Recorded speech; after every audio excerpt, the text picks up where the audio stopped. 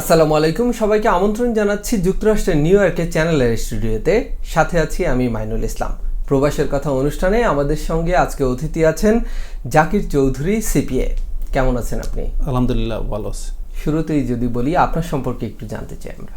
আমার বাড়ি হলো কুলাউড়া থানা, প্রীতিমপাশা ইউনিয়ন, সুলতানপুর গ্রামে। ভাই বোনের মধ্যে আমি সবার ছোট, আমার 3 ভাই বোন আমরা।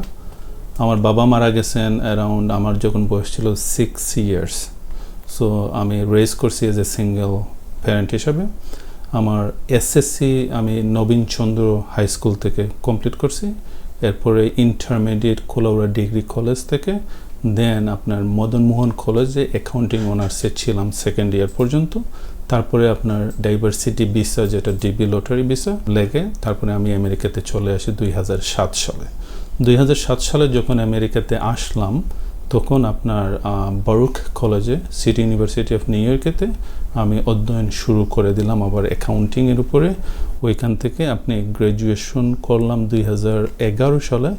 2011 সালে যখন গ্র্যাজুয়েশন করি বা এর আগে বিভিন্ন কোম্পানিতে ইন্টার্নশিপ করতে থাকি, পেইড এবং আনপেইড। ওইটার করার কারণে কিন্তু আমার গ্র্যাজুয়েশন হওয়ার আগেই আমি কিন্তু ফুল টাইম জবের অফার পেয়ে যাই একটা অ্যাকাউন্টিং ফার্মে। ওইখানে কাজ করার সাথে সাথে আমি কিন্তু আমার গ্র্যাজুয়েশনটা কমপ্লিট করি। ওইখানে 2 বছর কাজ করার পরে তখন আমি আমার জেপি মর্গান ব্যাংকে চলে যাই। ওইখানে অ্যারাউন্ড 4 ইয়ার্স কাজ করি। ওইখানে কাজ করার পরে আমি আবার আরেকটা অ্যাকাউন্টিং ফার্মে, যেটা এসএসএনসিতে যাই। ওইখানে থাকা অবস্থায় আমি থিঙ্ক করলাম যে আমি সিপিএ হব। সিপিএর জন্য লেখাপড়া শুরু করলাম, সার্টিফাইড পাবলিক অ্যাকাউন্টেন্ট, যেটা অ্যারাউন্ড 2 ইয়ার্সের মতো লাগছে এটা কমপ্লিট করতে। যখন আপনি এটা কমপ্লিট করে শেষ করে ফেলি যেমন এক্সামটা, দেন আমি চলে গেলাম আপনার MUFG ব্যাংকে, অ্যানাদার ব্যাংকে, যেখানে আমি 2 ইয়ার্স কাজ করছি as a senior fund controller হিসেবে। তারপরে আমি থিঙ্ক করলাম যে যেহেতু আমার লাইসেন্স হয়ে গেছে CPA, I want to run my own farm, যেটা আমি কারেন্টলি এখন রান করতেছি। এই ফার্মের নাম হলো জাকির সিপিএ PLLC। ওইখানে আমি সহ অ্যারাউন্ড আমরা 4 এমপ্লয়ি আছি, যেটাতে আমি আপনাদের বিদেশে দেশি ভাইদেরকে অথবা ডিফারেন্ট কমিউনিটিদেরকে তাদের tax, accounting, payroll, bookkeeping, corporation registration, LLC registration ইত্যাদি সেবা দিয়ে আসতেছে। সেক্ষেত্রে প্রবাসীরা গুরুত্ব পায় কতটুকু আপনার কাছে? আমাদের কাছে প্রবাসী এবং দেশি সবই সেম গুরুত্ব, বুঝছেন। বাট যদি দেশি যারা থাকেন তাদেরকে আমরা হেল্প করতে আমরা বেশি উৎফুল্ল বোধ করি, বিকজ হলো কি তারা আমাদের দেশি ভাই। আমরা কেন উৎফুল্ল বোধ করি? বিকজ হলো গিয়ে আমাদের ল্যাঙ্গুয়েজ ব্যারিয়ার, বিকজ অফ আমাদের নলেজ আমরা গ্যাদার করতে পারি না। যখনই আপনি একটা বিদেশি সিপিএ অথবা আপনার জুইস সিপিএ, ইংলিশ সিপিএর কাছে যান, আপনি কিন্তু ওই সিপিএর সাথে রিচ আউট করা হয় না, বা করলেও আপনার ল্যাঙ্গুয়েজ ব্যারিয়ারের কারণে যে এক্সাম্পল অথবা যে কোয়েশনের আনসারটা আপনি নিতে চান এটা নিয়ে হয়ে উঠে না। এই ক্ষেত্রে আমরা মনে করেন আমাদের দেশি ভাইদের সাথে আমাদের নিজের ল্যাঙ্গুয়েজে আমরা আনসার দিতে পারি, যেমন তাদের কোনো কোয়েশন থাকলে দে গট দেয়ার স্যাটিসফ্যাকশন। বাংলাদেশের যারা এখানে বসবাস করেন তাদের জন্য আপনার বিশেষ কি সুবিধা থাকে, মানে তাদের প্রতি আপনার প্রতিষ্ঠানের পক্ষ থেকে? আসলে যদি বলি যে অন্যান্য ফার্ম তো অনেক রয়েছে না একই ক্যাটাগরিতে, সো আপনার জায়গা থেকে আসলে বিশেষভাবে তাদের জন্য কি থাকে? সো আমার আপনার সার্ভিস পলিসি হলো যে যেমন মেক দেম আন্ডারস্ট্যান্ড মিনিং হলো যে তারা যাতে শুধুমাত্র এসে কাজটা না করে, কাজের সাথে সাথে তারা আন্ডারস্ট্যান্ড করে যে তারা আসলে কি কাজ করতেছে, কেন করতেছে, কিভাবে ডিফারেন্ট কাজ করলে তাদের জন্য বেনিফিশিয়াল হতো, অথবা কিভাবে কাজ না করলে কোনো একটা প্রবলেম হবে না। সে ফর এক্সাম্পল, আপনি যখন ট্যাক্স রিটার্ন করতে আসবেন আমার কাছে, অনেকে কোয়েশ্চন করে যে লাস্ট ইয়ারে আমি অন্য প্রতিষ্ঠানে চাইল্ড ট্যাক্স ক্রেডিট কম পাইছি, এইবার কেন বেশি পেলাম, অথবা লাস্ট ইয়ারে earn income tax credit, one of the credit হলো ট্যাক্সের জন্য, আমি বেশি পাইছি, এবার কেন কম পেলাম। সো দোজ আর দ্য কোয়েশ্চনের আনসার তারা আসলে জানতে চায়, ক্লায়েন্ট জানতে চায়, মানুষ জানতে চায়, আমাদের দেশি মানুষ জানতে চায়। যেই জিনিসের আনসারটা সবে কিন্তু আপনি দিতে পারে না। It could be because of the lack of knowledge, could be because of the এক্সপ্লেনেশনের ঘাটতির কারণে। সো মাই আন্ডারস্ট্যান্ডিং এবং my business policy is that not only to serve, তাদেরকে শুধুমাত্র সার্ভ করা না, to make them understand, make them feel like okay they gain something, so that they can just তারা tax return করবে এটা না, ট্যাক্সের সাথে সাথে যাতে তারা কিছু একটা নলেজ, তারা স্যাটিসফ্যাকশনটাও নিয়ে যায় after filing there tax return.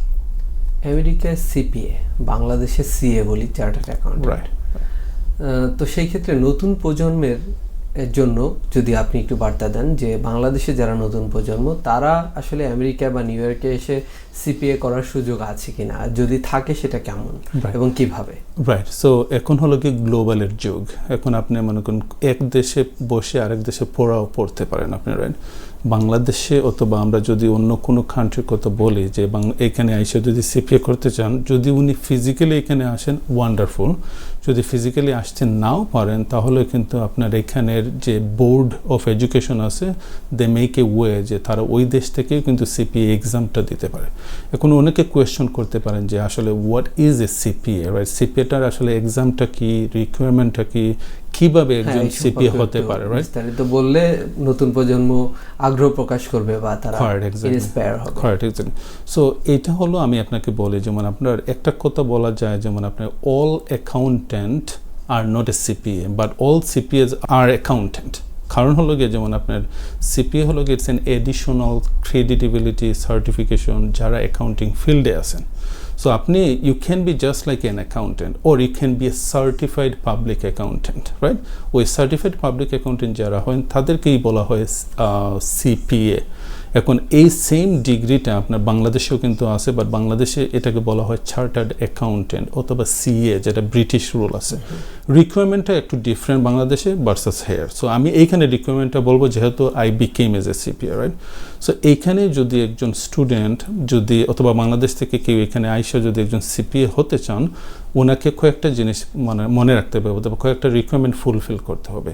One of the requirement হলো ওনাকে মাস্ট ব্যাচেলর কমপ্লিট থাকতে হবে অ্যাকাউন্টিংয়ের উপরে অথবা অন্য কোনো সাবজেক্টে, বাট অ্যাকাউন্টিংয়ের 30 ক্রেডিটস যেটা আছে ওটা ফুলফিল করতে হবে। একটা হলো কি ব্যাচেলর মাস্ট থাকতে হবে। সেকেন্ড হলো ওনাকে মাস্টার্স অথবা এমবিএ না থাকেও যদি, তাহলে ওই যে বিবিএ অথবা আপনার ব্যাচেলর কমপ্লিট করার ফলে যে 120 ক্রেডিটস কমপ্লিট হয়, তাদেরকে এডিশনাল আরও 30 ক্রেডিটস ফুলফিল করতে হয়। সো দ্যাট টোটাল হয় 150 কলেজ ক্রেডিটস। এই 150 কলেজ ক্রেডিট অনেকে এমবিএ করেন অথবা মাস্টার্স করে এটা ফুলফিল করে ফেলেন, বিকজ বিবিএ অথবা ব্যাচেলর কিন্তু 120 ক্রেডিটস হয়, রাইট? এইটা থাকতে হবে। সেকেন্ড হলো তাদেরকে একটা স্টেট ইউনিফাইড 4টা হার্ড এক্সাম ফেস করতে হয় অথবা এক্সাম দিতে হয়, টেস্ট দিতে হয়। ওই এক্সামের ক্ষেত্রে আরেকটা জিনিস আছে, যেমন ওই একটা এক্সাম আর লাস্ট এক্সাম যে উইথিন 18 মান্থসের ভিতরে কিন্তু কমপ্লিট করতে হবে all 4 parts or 4 exams. Say for example একটা এক্সাম যদি কেউ এখন পাস করে আর ওই যদি 18 মান্থসের ভিতরে যদি অল 4 এক্সাম পাস না করে, তাহলে প্রথম এক্সামে যে পাস করছিল ওটা এক্সপায়ার হয়ে যায়, তার মানে ওটাকে আবার রিটেক করতে হয়। সো সোজা করে যদি বলা হয় যেমন উইথিন 18 মান্থের ভিতরে অল 4 এক্সাম পাস করতে হয়, না করলে প্রথমটা কিন্তু এক্সপায়ার। তো তারা কি বাংলাদেশে বসেই এই কাজটা করতে পারছে? বাংলাদেশে আসতে হবে না, বাংলাদেশে বসে করতে পারেন। ওনারা নাসবা একটা ওয়েবসাইট আছে, ওইখানে গেলে ওইখানে রিকোয়ারমেন্টটা দেখতে পারবেন, ওনাদের ক্রেডিট কত আছে, তারা ইভ্যালুয়েশন করে দেখেন সিট ফর দ্য এক্সাম, অনলাইনে তারা সিট করতে পারে এক্সাম। তারা এই এক্সামে পাস করলে তারা কি আমেরিকা আসতে পারবেন? আমেরিকা আসার ক্ষেত্রে এক্সামের পাশের কোনো সম্পর্ক নাই। আমেরিকা বাট এখানে একজন যদি সিপিএ হয়ে যান, ওনার জন্য কিন্তু জবের কোনো অভাব হবে না, because there are so many other American company আছে যারা ইন্টার্ন লাইক আপনার স্পন্সর দিতে ইচ্ছুক থাকবে, বিকজ লাইক আপনার quantity of a CPA is not that many here. Once you became as a CPA, then you can get a job anywhere. Or they can also do like a remote job, like মানে financial industry বা bank হোক, এগুলা থেকে তারা কিন্তু বাংলাদেশে বসে কিন্তু রিমোট জব করতে পারে, অথবা তারা স্পন্সর হয়ে এখানে আপনার চলে আসতে পারে। So let's go back to that requirement. So requirement number 1 বলছিলাম আমরা 150 college credit including bachelor and masters অথবা এমবিএ অথবা রেগুলার কলেজ ক্রেডিট। সেকেন্ড বলছিলাম 4টা এক্সাম দিতে হবে এবং এই 4টা এক্সাম কিন্তু উইথিন 18 মান্থসে পাস করতে হবে। And then last but not least ওই প্রোগ্রামটা হলো যেমন একজন সিপিএর আন্ডারে অ্যাটলিস্ট 1 ইয়ার আপনার ওয়ার্ক এক্সপিরিয়েন্স থাকতে হবে, then you become as a CPA. সো তারা বাংলাদেশে বসেই সিপিএ হতে পারবেন? বাংলাদেশে বসে সিপিএ হতে পারবেন, যেটা 150 কলেজ ক্রেডিট যদি তারা থাকে, তারা যদি আপনার 4 এক্সাম যদি তারা পাস করে থাকে, দেন ওয়ার্ক এক্সপিরিয়েন্সের জন্য তারা কিন্তু একজন সিপিএর আন্ডারে কাজ করা লাগে অ্যাটলিস্ট। ওই কাজটা কিন্তু তারা বাংলাদেশে বসে করতে পারে চালে। যেমন তারা দেখেন do as a remote job within, মানে ওনাদের ম্যানেজার থাকতে হবে একজন সিপিএ, যেই সিপিএটা সার্টিফাইড করবে তাদের অ্যাপ্লিকেশনে যখন তারা অ্যাপ্লিকেশনটা সাবমিট করবেন to become as a CPA. So number 1 education, number 2 exam, আর নাম্বার 3 হলো গিয়ে work experience. Once you cross all those 3 requirements, then you can become as a CPA. State আপনাকে হওয়ার পরে কি তারা আমেরিকার জন্য কাজ করতে পারে, নাকি অল ওভার দ্য ওয়ার্ল্ড যে কোনো কান্ট্রির জন্য তারা কাজ করতে পারবেন? অল ওভার দ্য ওয়ার্ল্ড তারা কাজ করতে পারবে, বাট এখানে একটা জিনিস মনে রাখতে হবে, যেমন সিএ হলো চার্টার্ড অ্যাকাউন্টেন্ট হলো, কিছু কিছু দেশে কিন্তু চার্টার্ড অ্যাকাউন্টেন্ট তারা ফলো করে, কিছু কিছু দেশ আছে যেটা অনলি সিপিএ ফলো করে। যেমন ইউএসএ কেউ যদি বাংলাদেশ থেকে চার্টার্ড অ্যাকাউন্টেন্ট কমপ্লিট করে আসে, আইসা বলে যে আমি এখানে সিপিএ, হবে না, কিন্তু ওনাকে কিন্তু স্টিল ওই সিপিএর এক্সামগুলো যেগুলো বললাম দিয়ে ওনার রিকোয়ারমেন্ট ম্যাট করে আন্ডার 1 ইয়ার এক্সপিরিয়েন্স একজন সিপিএর আন্ডারে কাজ করে দেন উনি বলতে পারবে যে আই এম এ সিপিএ, যদি উনি পাস করে। ওই সিএ দিয়ে কিন্তু কাজ হবে না, ওইটা বাইস বার্সা। এইখানের সিপিএ এক্সাম কেউ পাস করে কেউ বলতে পারবেন না আমি সিএ, অথবা উনি কাজও করতে পারবেন না এজ এ সি এর কাজ। But there R some company আছে যেটা বলে যে মানে ওয়েল, যদি কেউ বাংলাদেশ থেকে সিএ করে এখানে আসে, even though he is not a CPA, ওই ইকুইভ্যালেন্ট জবটা তারা কিন্তু পাবেই, ইকুইভ্যালেন্ট জবটা পাবে, not 100% but almost equivalent job পাবে। সো দ্যাট উনি এইখানে আইসা কিন্তু ওই যে সিপিএর এক্সামগুলো নিয়ে উনি কিন্তু সিপিএ হয়ে যেতে পারবেন। So to answer your question হলো যেমন নট এক্স্যাক্টলি, যেমন এখানে আমি সিপিএ দিয়ে আমি ইংল্যান্ডে গিয়ে আমি চার্টার্ড অ্যাকাউন্টেন্ট কাজ করতে পারবো না, অথবা ইংল্যান্ডের সিএরা এখানে আইসা তারা সিপিএর কাজটা করতে পারবে না। So they need to go through that each and specific requirement যেটা আছে to become as a CA অথবা to become as a CPA. তো সেই ক্ষেত্রে বাংলাদেশে বসে যদি তারা সিপিএ হয় এক্সাম দিয়ে, তো সেই ক্ষেত্রে তাদের বেনিফিটটা কি আসলে? দেয়ার আর সো মেনি বেনিফিটস।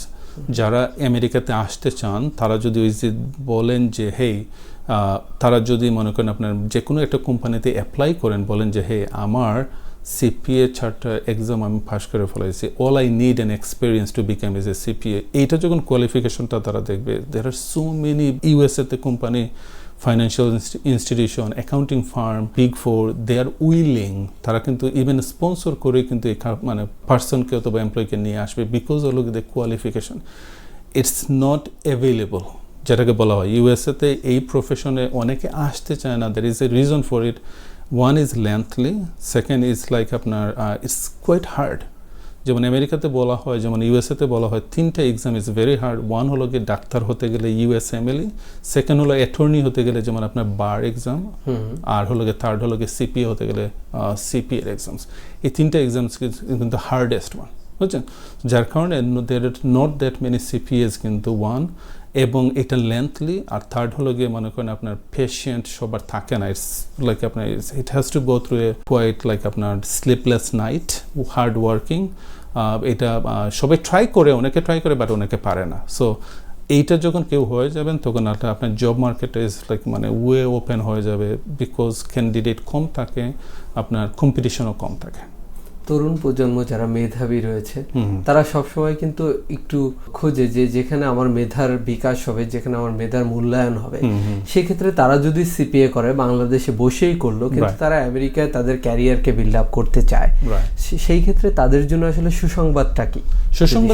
সুসংবাদটা হবে যদি মানে তাদের যখনই সিপিএটা এক্সামটা পাস হয়ে যাবে, রাইট ওয়েতে they look for the job, like মানে ওইখান থেকে বাংলাদেশ থেকে বিভিন্ন কোম্পানিতে তারা মানে জবের জন্য অ্যাপ্লাই করে নেয়। এবং ওই সময়ে যখন তারা যখন দেখবে যে এই পার্সনটা অথবা এই ক্যান্ডিডেটটা সিপিএ পরীক্ষা পাস করে ফেলছে, even from there they are more willing to pick this person, even maybe sometimes in remote. তারা কি অনলাইনে আবেদন করতে পারবে নাকি আপনার প্রতিষ্ঠান যেটা রয়েছে তার মাধ্যমে কোনো আবেদনের সুযোগ আছে? আমার প্রতিষ্ঠান হলো গিয়ে ভেরি স্মল, লাইক আমরা মানে উই আর অনলি 4 পিপল, আমাদের টিমে কিন্তু অনলি 4 পিপল আছে, we are just growing, like we just started, right?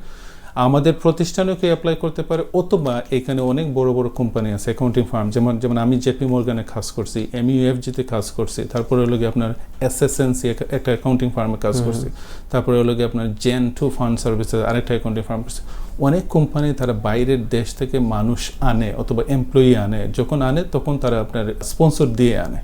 So definitely like আপনার মানে ওয়েবসাইটে দেখে তাদের কোম্পানি বাইর করে তারা কিন্তু অ্যাপ্লাই করতে পারে 1 by 1, so that they can definitely get this. সেক্ষেত্রে বাংলাদেশের যারা রয়েছে মেধাবী তাদের প্রায়োরিটি দেওয়া হয় কিনা? ডেফিনেটলি, আই মিন বিকজ হলো কি আপনার তারা দেখে যে আপনার মানে কোন ফিল্ডে কে অ্যাপ্লাই করতেছে, ইট ডাজেন্ট ম্যাটার আপনি কোন দেশ থেকে অ্যাপ্লাই করতেছে, আপনি ইন্টারন্যাশনাল কি না। ওয়েল, এখন আপনি যদি একটা জিনিস বলেন যে এইখানের একজন সিপিএ এবং বাংলাদেশের একজন সিপিএ কাকে আগে জব দেবে, অবভিয়াসলি এইখানের, বিকজ হলো তাদের ওই হ্যাসেল, তাদের ওই রিকোয়ারমেন্ট, তাদের ওই আপনার অ্যাপ্রুভাল নেয় লেবার ডিপার্টমেন্ট থেকে, অথবা কাগজের কোনো সমস্যা থাকবে না, it's easy to pick. But যদি এখানে যদি না থাকে তাহলে they are willing to take, তারা কিন্তু ওইখান থেকে নিতে উৎসাহিত হবে, because they need people. They need people like a certified public accountant. They need a CPA, not just like an accountant. An accountant is just like an accountant. And a CPA is like, they're also accountant, but they're like upper level of accounting with extra credential certification. আমেরিকায় সরকার পরিবর্তন হয়েছে, Donald Trump দায়িত্ব নিয়েছেন নতুন president হিসেবে। তিনি আসার পরে আসলে আপনার কোনো পরিবর্তন দেখছেন কিনা, মানে আপনাদের প্রফেশন এবং এই সব কিছু মিলিয়ে কোনো পরিবর্তন আছে কিনা? ওভারঅল ইকোনমিতে huge impact. So say for example উনি কিন্তু সেকেন্ড টাইম এখন আসেন, প্যান্ডামিকের সময় ছিলেন না, তো প্যান্ডামিকের সময় ছিলেন ওই সময় এবং compare to now it's complete different. কীভাবে কমপ্লিট ডিফারেন্ট? ওই সময় উনি কিন্তু ইকোনমিতে চাঙ্গা করছেন, রাইট? যারা প্যান্ডামিকের সময় আপনার অনেক বিজনেস শার্ট অফ হয়ে গেছিলো, মানে কাজ করতে যাইতে পারে নাই মানুষ, আনএমপ্লয়মেন্ট, তারপরে আপনার গ্রান্ট, অল দোজ থিংস দিয়ে কিন্তু স্মল বিজনেসদেরকে উনি ঠিকিয়ে রাখছেন, বাঁচিয়ে রাখছেন, রাইট? যার কারণে অনেক সময় ওই ইকোনমিটা ওই সময় বেটার ছিল, রাইট? দ্যাটস হোয়াট আমরা কিন্তু এজ এ ইয়াং আমরা কিন্তু এক্সপেক্ট করতেছিলাম যে উনি যখন সেকেন্ড টাইমে আসবেন, ইভেনচুয়ালি আমাদের মতো অনেকেই কিন্তু ট্রাম্পকে ভোটও দিয়েছেন, রাইট? আমরা এক্সপেক্ট করতেছিলাম ওইটাকে কন্টিনিউয়েশন থাকবে, ওইটার ইকোনমিটা আর একটু ভালো হবে, বিকজ হলো গিয়ে এর আগের যে প্রেসিডেন্ট বাইডেনের সময় কিন্তু ইকোনমি কিছু তেমন একটা ভালো ছিল না। So we thought like we need Trump again, বুঝছেন, to get this economy back. But আমরা কিন্তু কমপ্লিটলি অপোজিট পোর্শনটা দেখছি, অথবা অপোজিট সাইড দেখছি। আপনি বলবেন কিভাবে হলো? উনি শুরু করে দিয়েছেন আপনার tariff, right? Well, tariff is good for like আপনার ইউএস ইকোনমির জন্য, বিকজ হলো গিয়ে আপনি ইউ ক্যান মানে রাষ্ট্রীয় অর্থনীতির জন্য এটা ভালো, বিকজ হলো গিয়ে আপনি এক্সট্রা একটা রাজস্ব আদায় করবেন, right? But the think of it like মনে করেন আপনি যখন এক্সট্রা রাজস্ব আদায় করতে যাবেন, যেই বিজনেসটা এই পণ্যটা কিনতেছে বিদেশ থেকে, ওই বিজনেস ওনাররা কিন্তু ওই পণ্যটা আগে যদি $1 দিয়ে কিনতো, এখন কিন্তু 1.15 অথবা 1.25 সেন্টস দিয়ে কিনতেছে। ওই যখন 1.25 দিয়ে কিনতেছে, আগে কিন্তু ওই পণ্য 1.25 বিক্রি করে দিছে, বিকজ ওর কেনা ছিল $1.25 সেন্টস মানে করে প্রফিট করে। নাও এখন কিন্তু 1.25 আর বিক্রি করতে পারবে না businessman, because they want to make money, they can not lose money. তখন এটা করবে $1.50 এবং $1.50 কে দিচ্ছেন? সরকার দিচ্ছে না, কে দিচ্ছেন? আপনি, আমি। তার মানে হলো কি আমাদের মানে কোনো ইনফ্লেশন বেড়ে গেলো, দৈনন্দিন জীবনপথের এক্সপেন্সটা বেড়ে গেলো। তার মানে কি ইকোনমি বেটার হলো? Technically nut, right? আরেকটা জিনিস আমরা মনে করি, যেমন আমাদের এক্সপিরিয়েন্স থেকে, যে ওয়েল এই ট্যারিফটা ইজ এ গুড, আমরা স্টিল বলতেছি ইজ এ গুড, বাট আমাদের উই শুড হ্যাভ এ ব্যাকআপটা আসলে কীভাবে? যেমন আপনি যখনই ট্যারিফটা আপনি দিয়ে দেবেন, তার মানে ইউ আর নট এক্সপেক্টিং যে জিনিসপত্র বাইরে থেকে আনার জন্য, অথবা you want to produce yourself. আমরা কিন্তু প্রডিউস করতে চাচ্ছি, আমরা প্রেরণা যোগাচ্ছি যে আমাদের লোকাল কমিউনিটি অথবা লোকাল বিজনেসটা তারা they provide this kind of product অথবা সার্ভিসেস যেটা আমরা বাইরে থেকে আনি। বাট আমরা তো রেডি না, we are not ready yet. আপনি যদি আমাদেরকে রেডি করেন, আমাদেরকে সময় দেন 3 মাস, 6 মাস, 1 বছর দিয়ে আমাদের স্মল বিজনেস গঠন করার যদি আপনি প্রণোদনা দেন, গ্রান্ট দেন, তাহলে আমরা মনে করেন আমরা স্মল বিজনেস যারা আছে তারা কিন্তু আস্তে আস্তে ওই জিনিসটা কিন্তু বানানো শুরু করে দেব, শিখে ফেলবো। তখন যদি আপনি ট্যারিফটা দেন, তখন আমরা বলবো যে না, আসলে আমরা বানাইতেছি আমাদের এখানে, we don't need to pay extra money from other country. So the tariff would have work in that way. step by step, not just right away with a 137% tariff, 37% tariff দিয়ে দিলাম, না আমরা পারতেছি নিজে বানাতে, না পারতেছি আমরা ওইখান থেকে আনতে, because we cannot afford it. So technically এই ট্যারিফ কি যুক্তরাষ্ট্রের উন্নতির ক্ষেত্রে কোনো বাধা সৃষ্টি করছে? It is because হলো কি আপনি মনে করেন আপনার পকেট থেকে কোনো এক্সট্রা এক্সপেন্স হচ্ছে, আপনি কি হ্যাপি হবেন? নো। আপনি যদি হ্যাপি না হন তাহলে আপনি কি মোর স্পেন্ড করবেন? No, right? সো টেকনিক্যালি আপনার মানি কিন্তু মুভ হচ্ছে না, কিন্তু রাইট, মানি কিন্তু সার্কেলে যাচ্ছে না। সো ওভারঅল ইকোনমিতে তারা দেখতেছে যে সরকার প্রফিট করবে, but technically they are not, because ওগুলো মানুষের হ্যাবিটটা কিন্তু চেঞ্জ হয়ে যাবে, এক্সপেন্স করার মনে করেন আপনার করবে না, আগে যেভাবে করতেছিল তখন করবে না।